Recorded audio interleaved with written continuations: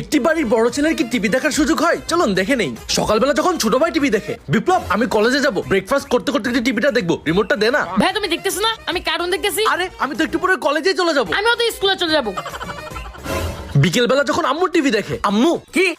আরে আম্মু একটু আগে আমি কলেজ থেকে আসলাম, এখন রিমোটটা আমাকে একটু দাও না। কি সারাদিন কাজ করার পরে একটু হাতে রিমোটটা নিছি আর তুই কিনা রিমোট চাস? কিন্তু আজকে রিমোট কাউকেই দিব না। আজকে আমার পছন্দের সিরিয়াল কিরণমালা দেখবো। দেখ এখনো পারলাম না। কিরে মেজো, বক্সিং দেখতেছিস? হ্যাঁ ভাইয়া। কিন্তু আমি তো বক্সিং দেখবো না, আমাকে রিমোটটা দে। সকালে প্রাইভেট, তারপরে স্কুল, তারপরে কোচিং থেকে আসার পরে একটু রিমোট দিছি, এখনই তোমার নিতে হবে। তাহলে আমি কখন দেখবো? তুমি রাতে দেখবা। বাবা বাবা আমাকে রিমোটটা দাও না। কি সারাদিন অফিস করার পর মাত্র একটু ক্রিকেট খেলা দেখতে আসছি, আর এখনই তোর রিমোট নিতে হবে? যাবে এখান থেকে। দাদু যখন টিভি দেখে, দাদু রিমোটটা দিবা, টিভি দেখবো। সারাদিন তোরা টিভি দেখলি, এখন একটু আমি রিমোটটা নিয়েছি, তাতেই দোষ হয়ে গেল। কমেন্ট করে বলুন বাড়ি বড় ছেলে কি টিভি